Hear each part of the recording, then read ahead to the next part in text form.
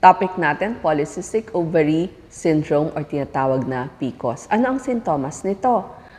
Kadalasan nararamdaman ang pagiging irregular ng regla. Paiba-iba, ang tagal kung ilang araw may regla at malayo yung kasunod. So, hindi buwan-buwan, walang regular na pagdating ng menses. Number 2, mabuhok dun sa muka, dun sa upper lip, dun sa mga arms at dun sa legs.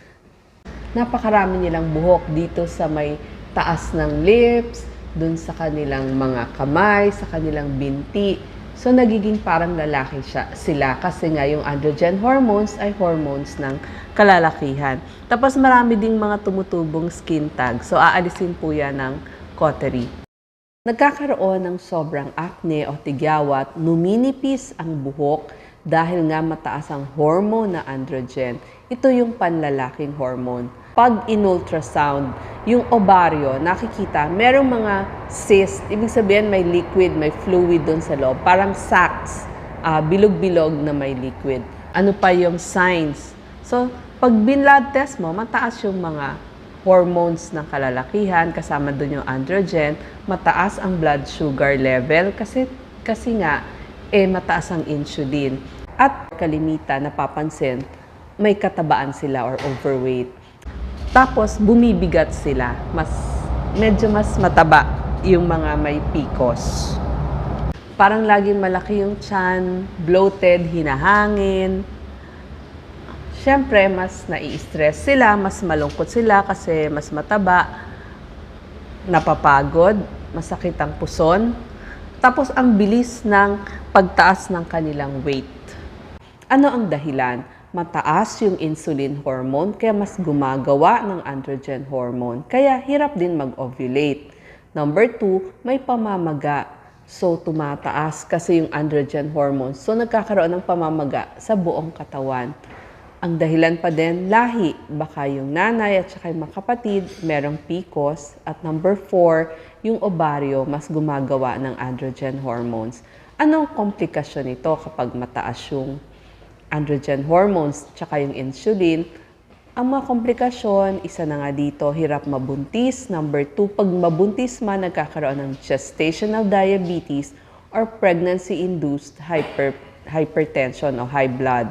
Number 3, pagdating sa atay, nagkakaroon ng taba. So, tinatawag na non-alcoholic fatty liver disease. So, namamaga dahil sa taba. Number 4, nasasabihan na may metabolic syndrome. Ito yung pinagsama-samang mataas ang blood pressure ng isang tao, mataas yung blood sugar, at mataas din ang cholesterol sa blood test. Number 5, nagkakaroon sila ng type 2 diabetes at saka sleep apnea kasi pag mas lumalaki yung neck, mas humihilik. Paano natin malalaman kung meron tayong PCOS? Pupunta sa inyong OBGYN para ma-pelvic exam kayo ng inyong doktor. May blood test, kasama dito yung mga hormones, lipid profile, tsaka yung sugar test, yung mga FBS at hemoglobin A1C. I-ultrasound kayo ng inyong OBGYN para makita yung ovaryo at tsaka yung matres. Ano naman ang gamutan? Kapag tumataba, syempre sasabihin, yung mga low glycemic index na pagkain, yung parang pagkain o diet ng mga may diabetes, mag-ehersisyo para mabawasan yung pagdagdag ng timbang. Tapos kapag dumadami yung hair, pwede tayong magpa-laser. So pwedeng i-laser yan. Pag dumadami yung pimples, kasi medyo mas malalaki yung pimples nila, merong mga topical creams na binibigay ang inyong dermatologist. Yung iba, pwede din yung mga oral contraceptive pills. Kasi ipagpipills na rin lang naman kayo eh. So, estrogen at progestin, combined birth control pills. Nagpapaganda din yun nung acne. Birth control pills, estrogen at progestin. Pwede naman progestin lang. Huwag kayong magulat kung bigyan kayo ng metformin kasi tumataas nga yung sugar. May mga iba pa katulad ng clomiphene, letrozole at mga hormones. Pero ang talagang gamutan, lifestyle, babaguhin. Tamang timbang, ang kakainin, yung mga kinakain ng mga diabetic, yung tinatawag nating low glycemic index. Number 4, ipapa-ehersisyo kayo para bumaba ang asukal sa dugo. Ipapa-exercise, yung diet na pang-diabetic o yung tinatawag na low glycemic index. Tapos wag masyado magpapataba.